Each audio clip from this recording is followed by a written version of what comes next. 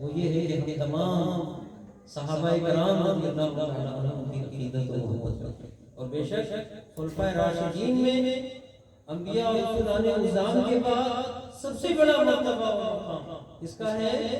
خلیفہ اول امیر المومنین حضرت سیدنا ابو بکر صدیق رضی اللہ تعالیٰ، پھر سیدنا عمر فاروق اعظم رضی اللہ تعالیٰ، پھر سیدنا عثمان غنی، اور پھر سیدنا مولانا کائنات حضرت علی رضی اللہ تعالیٰ عنہم اجمعین۔ اور اسی طرح سے حضور نے اپنے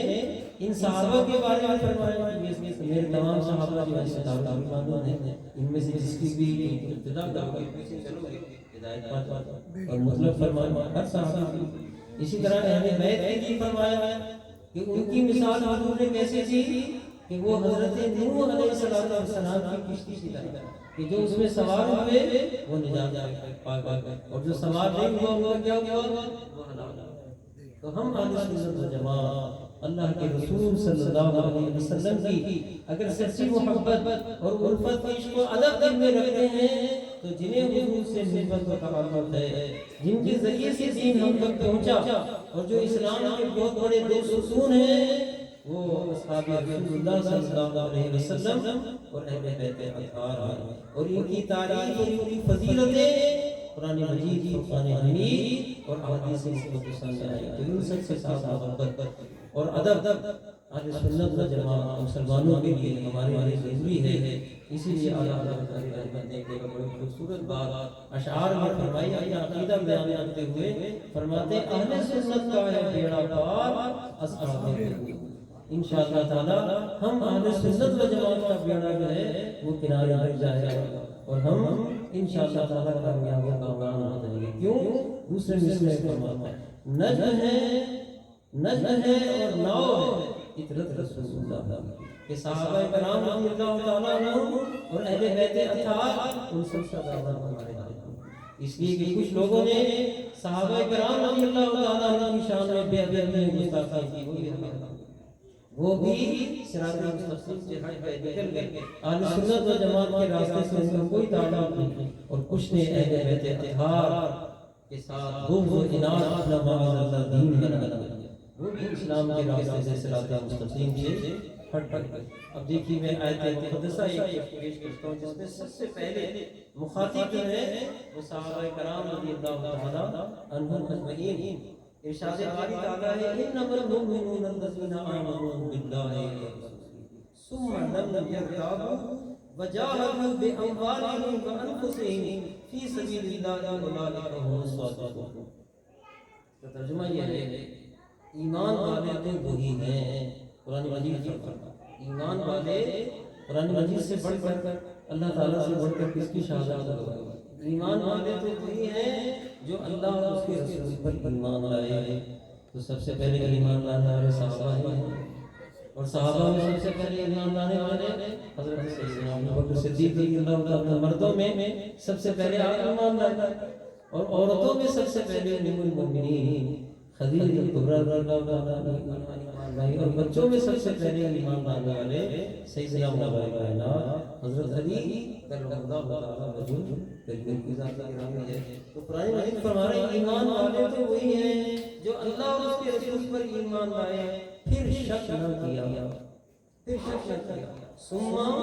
لم یرتابوا، پھر شک نہیں کیا۔ آج ہمارے یہاں کچھ لوگ ہیں کہ سب جانتے ہوئے بھی وہ شک شبے کا شکار رہتے ہیں، ادھر ہمارے ساتھ بیٹھیں گے اور ادھر بد مذہبوں اور بے دینوں کے ساتھ ان کے تعلق۔ حالانکہ مومن مسلمان جو ہے اس کا عقیدہ ہر جگہ ہر مقام پر ایک ہی ہے، اور قرآن مجید میں الذین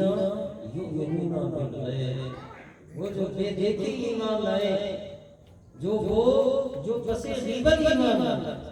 وہ جو دل سے ایمان لائے، یعنی ان کا ایمان مومنین کے دکھاوے کے لیے نہیں، جب ہمارے ساتھ آپ کے ساتھ آ کے بیٹھے تو آپ کو ظاہر کریں گے ہم آپ کے ساتھ، اور جب بد مذہب و بے دینوں میں چلے گئے تو ان کے ساتھ ہاں آپ کے ساتھ آپ بھی ٹھیک ہے۔ مومن مومن وہ ہے کہ جو بد مذہبوں اور بے دین کے سامنے ہے وہی بتائے گا کہ میرا عقیدہ یہ ہے، اور اس سے کہے گا تمہارا یہ عقیدہ تمہارا یہ نظریہ غلط باطل، یہ نہیں کہ ان کے ساتھ۔ تو قرآن مجید نے اصحاب رسول اللہ صلی اللہ علیہ وسلم کی تعریف فرمائی کہ ثم لم یرتابوا، پھر انہوں نے شک نہ کیا، جو عقیدہ اللہ کے رسول صلی اللہ علیہ وسلم نے ایمان عطا فرمایا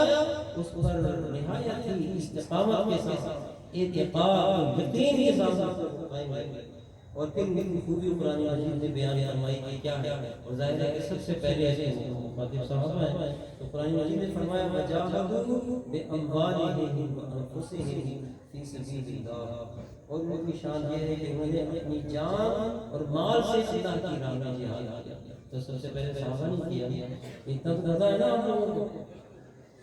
سورہ انفال میں، سورہ احزاب میں، میٹرک کے آج کل تو کورس پہ بھی ہے الحمدللہ، ابھی تک ہے، اور ابھی کوششیں ہو رہی ہیں کہ کورس سے سورہ انفال کو اور سورہ احزاب کو نکال دیا جائے، اور 5 کورسز سے نکال بھی دیے۔ تو سب سے پہلے اللہ کی راہ میں، دین کی راہ میں، اللہ اور رسول کی محبت میں جہاد کرنے والے صحابہ ہیں، اہل بیت ہیں، اور قرآن مجید ان کے لیے فرما رہا ہے کہ اپنی جان اور مال سے انہوں نے اللہ کی راہ میں جہاد کیا، اولئک هم الصادقون، کہ وہی سچے ہیں۔ تو معلوم یہ ہو گیا کہ اصحاب رسول اللہ صلی اللہ تعالیٰ علیہ وآلہ وسلم اور اہل بیت اطہار کے ساتھ نسبت اور محبت اور تعلق اور ادب ہمارے ایمان کا لازمی حصہ ہے، ہمارے ایمان کی تکمیل کے لیے ضروری اور لازمی ہے۔ اب یہ دیکھیں کہ نسبت کی اہمیت کے اوپر ایک دو باتیں میں آپ کے سامنے عرض کرتا ہوں کہ نسبت کی کس قدر عظیم اہمیت، اور یہ حدیث شریف آپ نے بار بار علماء سے سنی ہوئی، میں بطور یادداشت پیش کر رہا ہوں۔ حضرت ابو ہریرہ رضی اللہ تعالیٰ عنہ اس حدیث شریف کی روایت، حضور نور علیہ السلام نے اپنے اصحاب سے، یعنی صحابہ کرام رضی اللہ تعالیٰ عنہم اجمعین کی موجودگی میں بنی اسرائیل کے ایک شخص کا ذکر کرتا کہ بنی اسرائیل میں ایک شخص تھا، اس نے بہت قتل کیا۔ اللہ تعالیٰ کی رحمت، اس کا فضل، اس کا کرم ہے، جس پر بے نیاز ذات ہے، اس کے دل میں خیال آ گیا کہ میں نے اتنے قتل کیے ہیں، موت کا کوئی پتہ نہیں ہے کس وقت آ جائے، تو کیوں نہ میں توبہ کی طرف رجوع کروں، توبہ النصوح کی، وہ سچی توبہ کی طرف لے کے نکلا۔ راستے میں ایک راہی سے اس کا ٹکراؤ ہو گیا، اس نے اس سے کہا کہ میں بہت گناہگار ہوں، اور میرے قتلوں کی تعداد کی طرف اگر تم جاؤ تو 99 قتل ہے، تم بتاؤ کہ میری بخشش کی کوئی صورت ہو سکتی ہے، یہ توبہ کی صورت ہو سکتی ہے۔ وہ بیوقوف راہی تھا عیسائیوں کا عالم، اس نے کہا کہ ایک قتل کے اوپر تو یہ ہے کہ ہمیشہ جہنم میں رہنا پڑے، تو نے تو اتنے قتل کرتے ہیں، تیری توبہ کی صورت کوئی نہیں بنتی نظر آتی۔ اس نے اسی وقت اس کو بھی قتل کر دیا، اس نے کہا 100 پورے کر میں میری معافی تو ہو نہیں سکتی، تو اس کو بھی قتل کر دیا۔ قتل کرنے کے بعد پھر وہ جستجو جو اس کے دل میں تھی توبہ کی اور رجوع کی، اپنے گناہوں کی معافی کی، پھر دوبارہ چل پھر آگے چلا تو ایک شخص سے ملاقات ہو گئی، اس کو بھی اس نے یہی کہا کہ کوئی صورت ہے میری کہ میرے گناہوں کی بخشش ہو جائے، مغفرت ہو جائے۔ اس شخص نے یہ کہا، حدیث شریف میں ہے، حضور صلی اللہ علیہ وسلم فرماتے ہیں کہ یہاں ایک قریب بستی ہے، اس بستی میں کچھ عبادت گزار رہتے ہیں، اور حدیث شریف میں یہ بھی آیا کہ اس نے کہا کہ یہاں اللہ کے ولی رہتے ہیں، اولیاء اللہ رہتے ہیں، ان کے پاس تم چلے جاؤ، شاید تمہاری وہاں پر کوئی صورت۔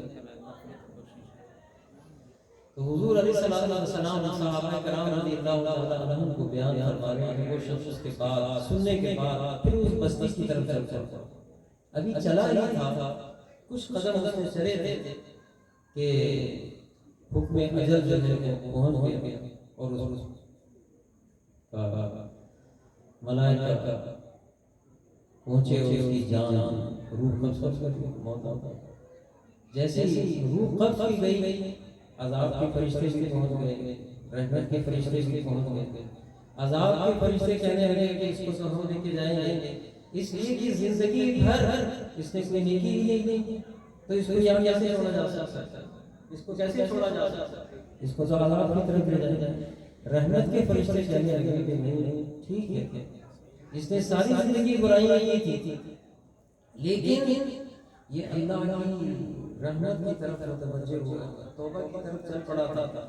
اور نیکوں کی بستی کی طرف جا رہا تھا، اللہ کی ولیوں کی طرف جا رہا تھا. اب یہ بحث دونوں ملائکہ میں چل چلتے. اتنے میں اللہ تعالیٰ جل شانہ نے ایک فرشتے کو انسان کی صورت میں بھیجا. انسان کی صورت میں وہ ملائکہ میں سے وہ فرشتہ انسان کی صورت میں آیا اور اس نے دونوں ملائکہ کے گروہوں کے درمیان یعنی ملائکہ رحمت اور ملائکہ عذاب کے درمیان یہ فیصلہ کیا کہ جہاں سے یہ چلا تھا یعنی قتل کرنے کے بعد اس شخص کو قتل کرنے کے بعد یہ چلا اور پھر اس شخص سے ملاقات ہوئی جس نے اس کو اولیاء اللہ اور نیکوں کی بستی کا راستہ بتایا. اس طرح یہ چلا وہاں سے لے کر راستہ جو ہے جہاں پر یہ اس کو موت آئی. اگر یہ راستہ قریب ہے جہاں سے یہ چلا تھا تو پھر تو اس کے لیے یہ فاصلہ دور ہے، اور اگر وہ راستہ قریب ہے جس کی طرف نہیں جا رہا تھا تو پھر اس کی مغفرت اور بخشش کرو. اب یہ راستہ ناپا گیا تو حدیث شریف میں یہ آیا ہے کہ ایک بارش کا فاصلہ دونوں کو جب ناپا گیا تو وہ اس طرف کا قریب تھا جو وہ اہل اللہ کی طرف جا رہا تھا. اہل اللہ کی طرف کا راستہ ایک بارش کم ہو گیا اور اس بنیاد پر ملائکہ رحمت سے لے گئے اور اس کی بخشش ہو گئی. تو سید عالم صلی اللہ علیہ وآلہ وسلم نے اپنے اصحاب کو صحابہ کے سامنے اس حدیث شریف کو بیان فرمایا اور بخاری شریف میں بھی یہ حدیث شریف آئی، مسلم شریف میں بھی مختلف الفاظ کے ساتھ یہ حدیث شریف موجود ہے. تب آپ اور فرمائیے کہ کئی باتیں پتہ چلی ہمیں اس حدیث شریف سے. ایک تو یہ کہ اللہ رب العزت جل شانہ نے اپنے ایک فرشتے کو انسانی صورت میں بھیجا. ویسے بھی ملائکہ آتے ہیں انسانی صورت میں. بہت سے لوگ تو حضور سید عالم صلی اللہ علیہ وسلم کی نورانیت کا انکار کرتے ہیں. اگر آپ نور ہیں تو پھر انسانی صورت میں کیوں آئے؟ یہ اعتراض کرتے ہیں. حالانکہ حضور صلی اللہ علیہ وسلم بے شک ہمارا ایمان ہے کہ حضور انسان ہے لیکن ایسے انسان ہیں کہ ان جیسا کوئی انسان نہیں. حضور صلی اللہ علیہ وسلم بشر ہیں، انسان ہیں لیکن ایسے کہ ان جیسا کوئی انسان نہیں. اور نور ہے، بے شک ایسے نور ہیں کہ ان جیسا کوئی مخلوق میں کوئی. ان کی حقیقت کیا ہے یہ تو اللہ تعالیٰ جل شانہ کی جانے.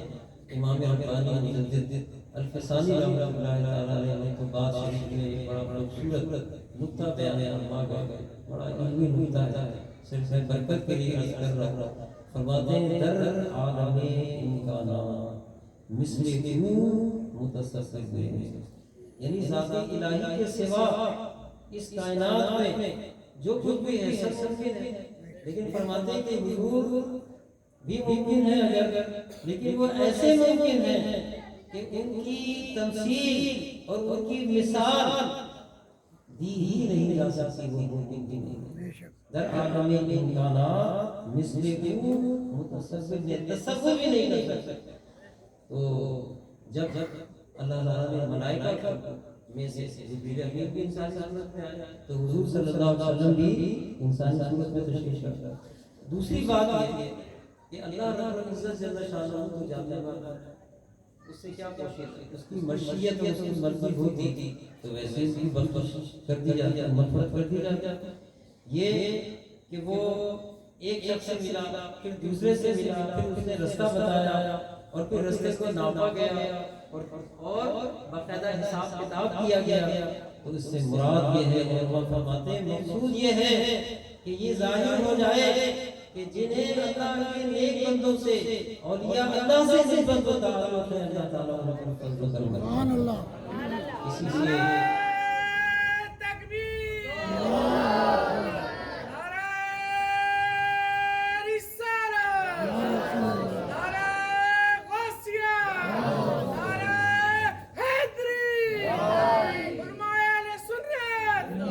اسی سے شیخ سعدی رحمۃ اللہ تعالیٰ نے بڑی خوبصورت بات ایک جگہ فرمان ہے کہ اس طرح فرماتے ہیں شہیدم کہ در روز امید بھی، یعنی میں نے سنا ہے کہ قیامت کے دن جب حساب کتاب ہوگا تو وہاں کیا ہوگا، شنیدم کہ در روز امید بھی بدارا بنے کا بخشت کریم، کہ اللہ تعالیٰ نیکوں کے طفیل صالحین کے طفیل ہم جیسے گناہگاروں اور سیاہکاروں کی بھی مغفرت و بخشش فرماتے ہیں۔ تو حضرات محترم کی نسبت جو ہے اللہ والوں سے نسبت یہ بڑی چیز ہے، اللہ تعالیٰ یہ دولت عطا فرمائے، یہ نسبت اللہ تعالیٰ عطا فرمائے۔ اسی لیے میں نے شروع میں جو اعلیٰ حضرت امام اہل سنت علیہ رحمت و رضوان کے اشعار عرض کیے تھے کہ آپ فرماتے ہیں لہب میں عشق رخ شہداء لے کے، کہ جب ہم اس دنیا سے گئے تو اپنے دل میں اللہ کے رسول صلی اللہ علیہ وسلم کی محبت کا چراغ، لہب میں عشق رخ شہداء لے کے چلے، اندھیری رات سوئی تھی چراغ لے کے چلے۔ ہم نے سنا تھا کہ قبر اندھیری ہوگی، لیکن اس قبر کی روشنی کے لیے کیا انتظام ہے کہ اپنے دل میں رسول اللہ صلی اللہ علیہ وسلم کی محبت کریں، اور فرماتے ہیں تیرے غلاموں کا نقش قدم ہے راہ خدا،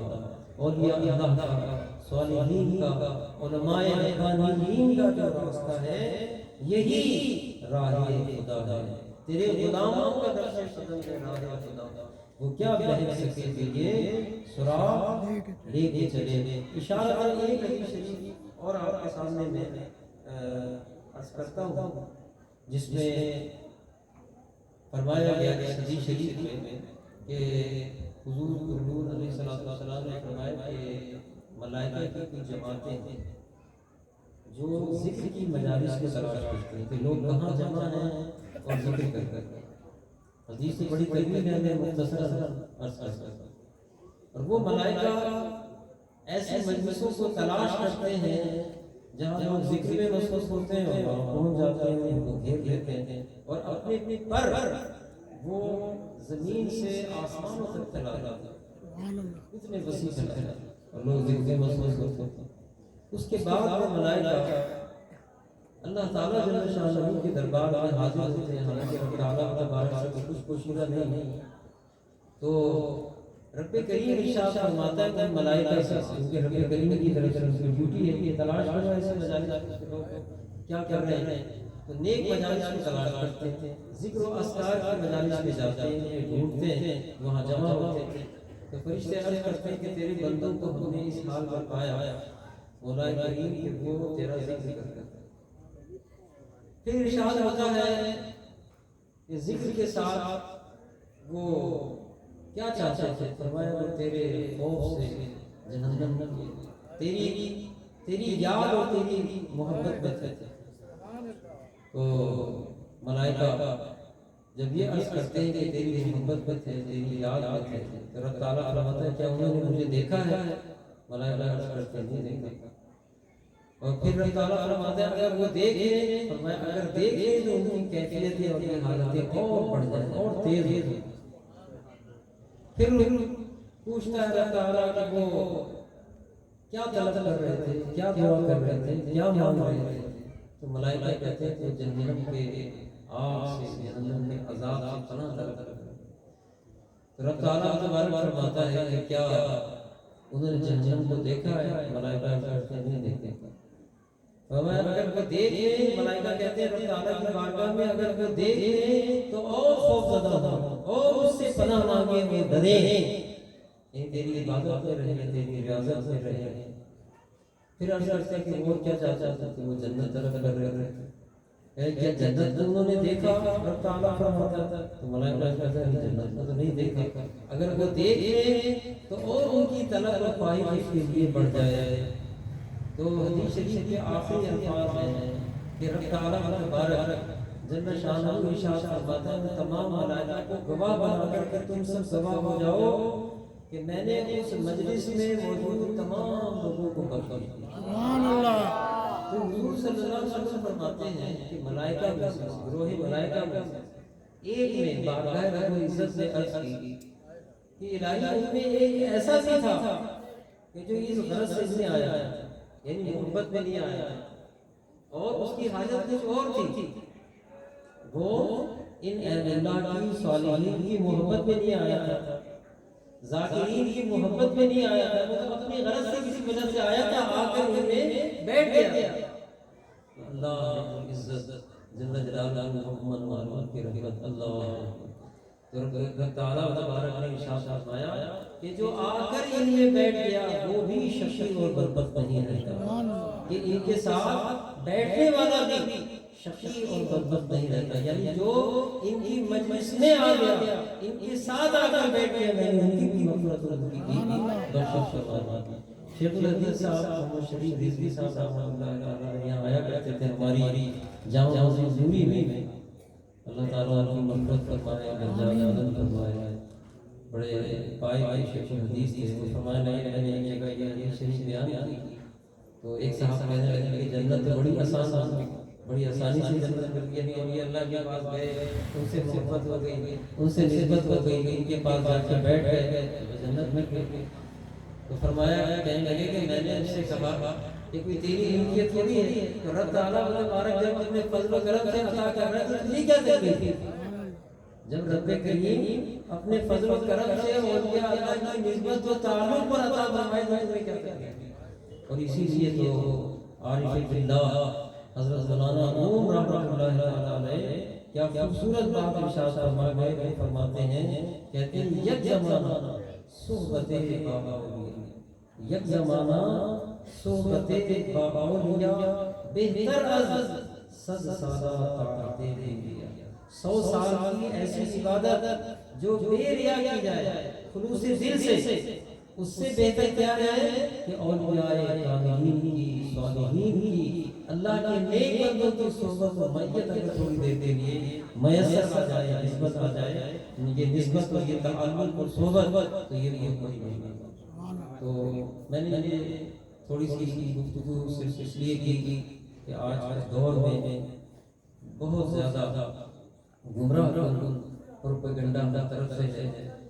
گمراہ بے دین قسم کے لوگ ہمارے اطراف میں موجود ہیں، مساجد کے نام پر، درس قرآن کے نام پر، درس حدیث کے نام پر، معاذ اللہ کس طریقوں سے لوگوں کو، نوجوانوں کو، بچوں کو گمراہ کیا جاتا ہے۔ اعلیٰ حضرت امام اہل سنت امام محمد رضا رضی اللہ تعالیٰ عنہ سے، اپنے اکابرین سے، جو ہمارے علماء ہیں، مشائخ ہیں، جنہوں نے حضور علیہ السلام کے مقدس اور مبارک دین کو نہایت دیانتداری کے ساتھ ہم تک پہنچایا، ہماری ذمہ داری ہے کہ ہم ان سے واقف ہوں کہ ہمارے اکابر کون ہیں، ہمارے مشائخ کون ہیں، ہمارے بڑے کون ہیں، جنہوں نے حضور علیہ السلام کے دین کو بالکل صحیح، یعنی جیسے صحابہ کرام نے، جیسے حضور علیہ السلام نے یہ مقدس دین اسلام صحابہ کو عطا فرمایا تھا، اسی طرح سے ان اولیاء امت نے، علماء حق نے، اعلیٰ حضرت امام اہل سنت امام احمد رضا رضی اللہ تعالیٰ عنہ نے یہ دین تک پہنچایا۔ ہماری ذمہ داری ہے، ہمارے علماء کی بھی ذمہ داری ہے، ہمارے مقررین کی بھی ذمہ داری ہے، ہم میں جو دیندار لوگ ہیں ان کی بھی ذمہ داری ہے کہ عبادات، نمازوں کی پابندی کے ساتھ ساتھ اپنے دین ایمان کی بھی حفاظت کی فکر کریں، اور اسی کا دین ایمان محفوظ رہ سکے گا کہ جو اس کی فکر کرے گا۔ اور اس کی صورت یہی ہے کہ ہم اپنے مشائخ سے، اپنے علماء اعظام سے، اپنے اکابر سے، اپنے بزرگوں سے نسبت اور اپنے تعلق کو قائم کریں۔ مشہور حدیث جس میں اعلیٰ حضرت رضی اللہ تعالیٰ عنہ نے بھی بیان فرمائی مفروضات شریف میں کہ حضور علیہ السلام نے ارشاد فرمایا کہ صبح کر اس حالت میں کہ یا تو عالم، یعنی 4 اصول حضور صلی اللہ علیہ وسلم نے عطا فرمائے، اور سرکار علیہ السلام کو قیامت تک کے حالات کو ملاحظہ فرمائے کہ کیا حالات ہیں، قیامت تک کے حالات حضور علیہ السلام کے سامنے۔ اور اس حدیث میں فرمایا حضور نے کہ صبح اس حالت میں تم کر کہ تو عالم ہو، اور اگر عالم نہ ہو تو فرمایا کہ او متعلم تو یا علم دین حاصل کرنے والا ہو، اگر یہ بھی نہ ہو تو تیسرا فرمایا کہ عالم کا بات سننے والا ہو، ان کے علماء اہل سنت ہیں، علماء یہ گمراہ اور بے دین علماء سوء باطل کی بات کرتے ہیں، جو گمراہ اور بے دین فرقے بھی ہمارے چاروں طرف آج کل موجود ہیں۔ تو تیسری بات فرمائی کہ عالم کا واس ہونے والا۔ اب ظاہر ہے کہ سرکار علیہ السلام تو ملاحظہ فرما رہے ہیں کہ ایسا دور آنے والا ہے کہ علماء بھی نہیں ملیں گے اور ان کا دیدار ہونا بڑا مشکل ہو جائے گا، ان کی زیارت بھی لوگوں کو نصیب نہیں ہوگی، ایسا اس وقت آنے والا ہے۔ اب میں اپنی بات بتاؤں کہ میں نے اپنی نوجوانی میں اور بچپن میں الحمدللہ بہت سے ایسے علماء اور مشائخ کو دیکھا، بزرگوں کو، کہ اب آنکھیں ترستی ہیں ان جیسی شخصیات کو دیکھتے، کہیں دور دور تک ایسے لوگ جن کو ہم نے الحمدللہ اپنے والد ماجد سید شریف علی قادری رضوی علیہ رحمت کے توسط سے کچھ ایسے بزرگوں کی زیارت کہ کہیں ہم ایسے ہیں وہ واقعی علماء تھا، یعنی قرآن پاک اور احادیث میں جن علماء کا ذکر آیا وہ واقعی ایسے علماء جن کی الحمدللہ ہم نے زیارت حاصل کی۔ تو حضور علیہ السلام ارشاد فرما رہے ہیں کہ یا تو عالم ہو، اگر عالم نہیں ہے تو یہ دین حاصل کرنے والا ہو، وہ بھی علماء سے حاصل کرے گا بیٹھ، اور یہ بھی نہ ہو تو تیسرا ضرور ہو کہ عالم کا واس ہونا، اب وہ بھی نہیں ملتے علماء کہ جا کے ان کا واس ہونا۔ تیسری بات، چوتھی بات، لیکن ہم جیسے لوگوں کی ویڈیو نے بیان فرمائی کہ ایسا دور آئے گا کہ علماء، ان علماء جو واقعی خشیت الہی رکھنے والے ہیں، اللہ کا خوف دل میں رکھنے والے ہیں، ان کے پاس آپ تھوڑی دیر جا کے بیٹھے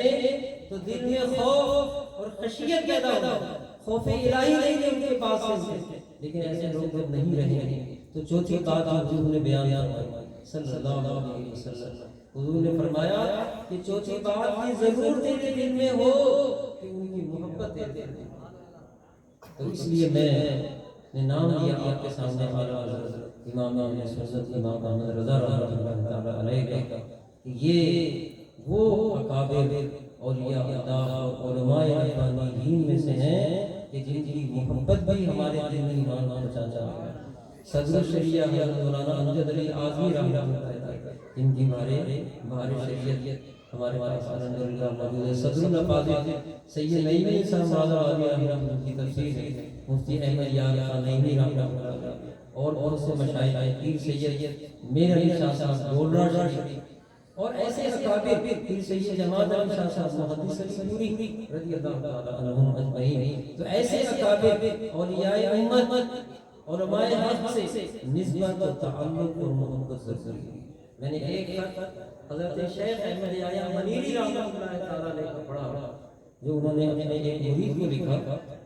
اور اس میں ان کو نصیحت کر رہے ہیں، آج سے 700 سال پہلے، تقریباً 700 سال